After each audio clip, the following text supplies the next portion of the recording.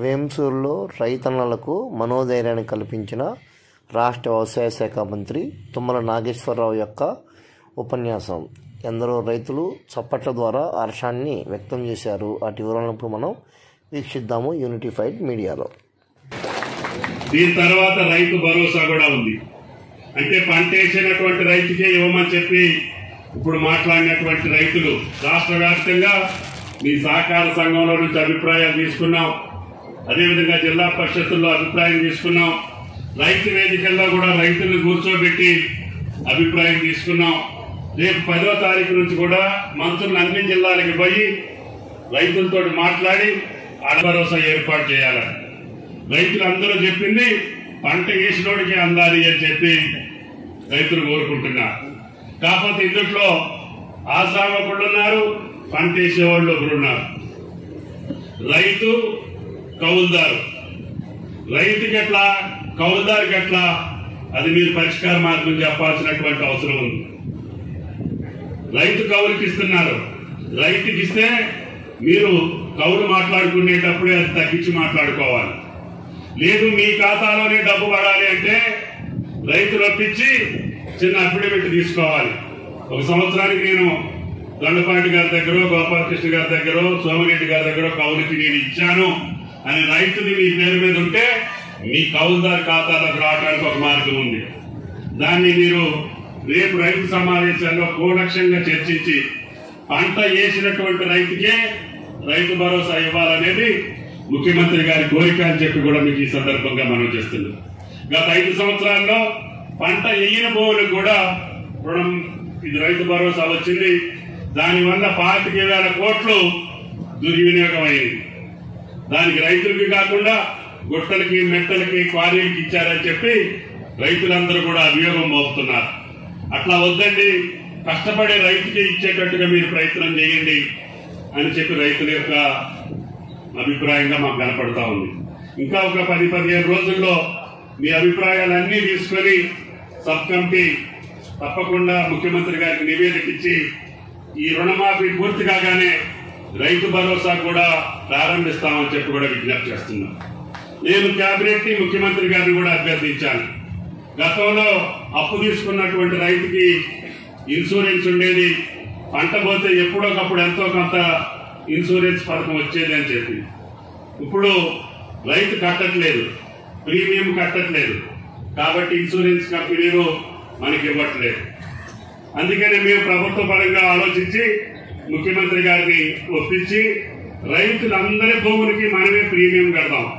అది 2,000 కోట్లైనా 3,000 కోట్లైనా ప్రీమియం మనమే కట్టి ఇన్సూరెన్స్ కంపెనీలకి ఎవరి భూమిలో పంట పోయినా, ఏ ప్రాంతంలో పంట పోయినా ఆ పంటకి నష్టపరిహారం ఆ సంస్థలతో రైతులకు ఇప్పించే బాధ్యతని మనం తీసుకోకపోతే రైతుకి ఇబ్బందులు వస్తున్నాయని చెప్పి ముఖ్యమంత్రి గారికి చెప్పగానే సరే కష్టమైనా అది కూడా ఇద్దాము, మీరు టెండర్లు పిలవండి అని చెప్పారు.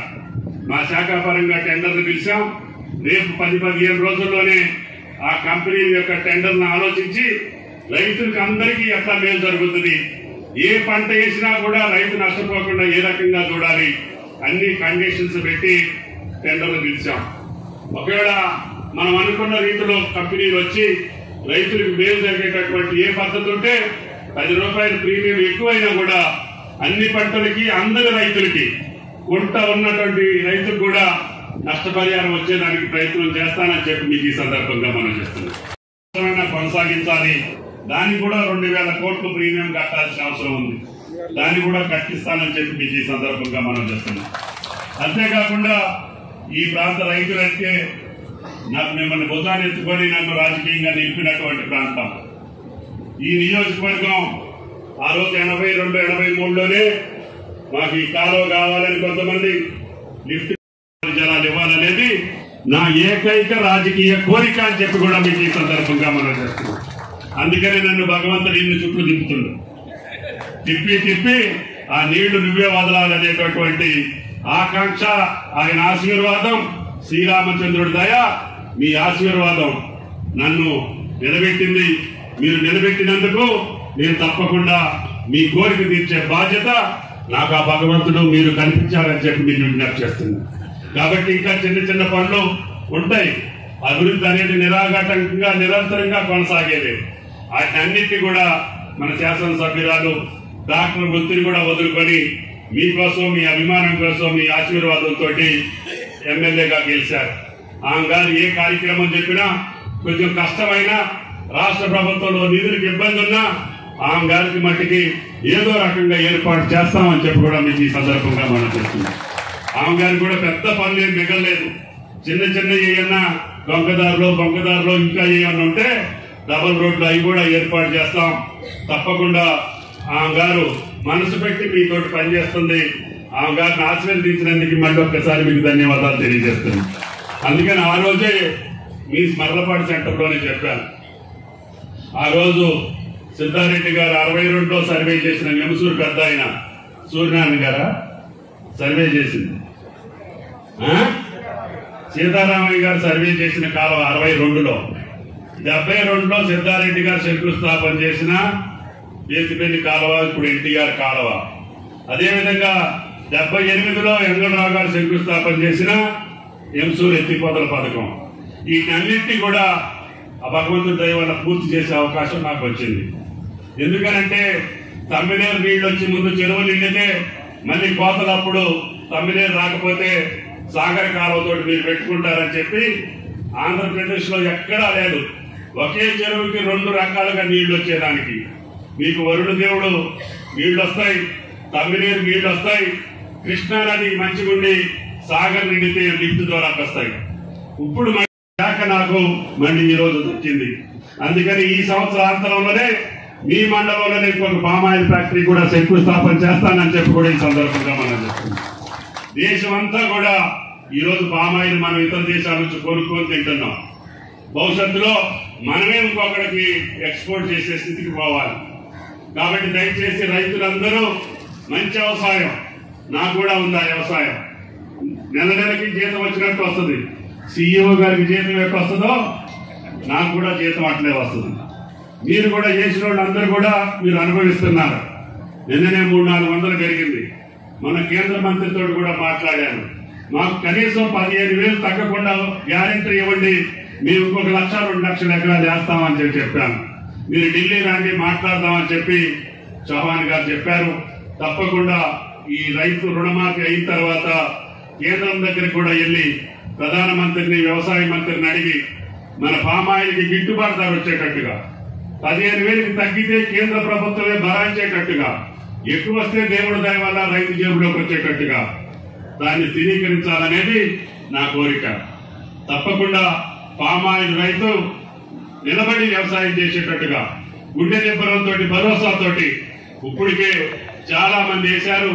ఇంకా మీ మండలం కూడా ఇంతకు ముందు మామిడి తోటలు బాగుండేవి, అవి కూడా సీజనానికి వస్తున్నాయి. ప్రకృతి వైపరీత్యాల వల్ల నష్టపోతున్నారు. ఒకసారి ధర ఉంటుంది, ఒకసారి ధర ఉండట్లేదు. చేయగలిగిన వాళ్ళకి బాగానే వస్తుంది. ఏదైనా ఇబ్బంది వచ్చినప్పుడు పామాయిల్కి ఆ ఇబ్బందులు లేవు.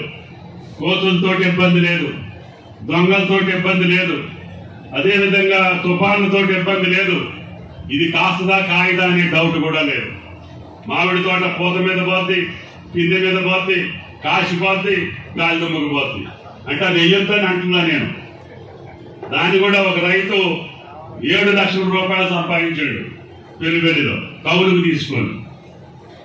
మీరు కూడా కష్టపడి జాగ్రత్తగా చేసుకుంటే పర్వాలేదు, కానీ దానికి కష్టాలు ఉన్నాయి, దీనికి అన్ని కష్టాలు లేవు. కాబట్టి దయచేసి పామాయిల్ ఎక్కువగా వేయాలని చెప్పి విజ్ఞప్తి చేస్తున్నా. మీరు ఎంత తొందరగా వేస్తే నేను అంత తొందరగా ఫ్యాక్టరీ కట్టిస్తాను. తక్కువ కాకుండా 6-7 వేల ఎకరాలు ఉండాలి మీ మండలంలో. పంటకు వచ్చిన 6-7 వేల ఎకరాలు తోటలు వస్తే అప్పుడు ఫ్యాక్టరీ పనిచేస్తుంది. మీరు వేయకుండా నన్ను ఫ్యాక్టరీ కట్టమంటే కుదరదు.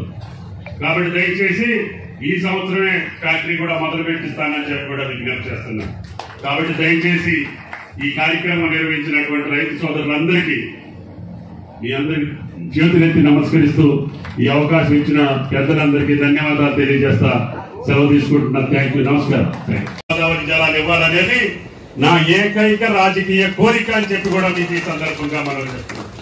అందుకని నన్ను భగవంతుడు ఇన్ని చుట్టూ తిప్పుతుంది. తిప్పి ఆ నీళ్లు నువ్వే వదలాలనేటటువంటి ఆకాంక్ష, ఆయన ఆశీర్వాదం, శ్రీరామచంద్రుడి దయ, మీ ఆశీర్వాదం నన్ను నిలబెట్టింది. మీరు నిలబెట్టినందుకు నేను తప్పకుండా మీ కోరిక తీర్చే బాధ్యత నాకు ఆ భగవంతుడు మీరు కల్పించారని చెప్పి మీరు విజ్ఞప్తి చేస్తుంది. కాబట్టి ఇంకా చిన్న చిన్న పనులు ఉంటాయి. అభివృద్ధి అనేది నిరాఘాటంగా నిరంతరంగా కొనసాగేది.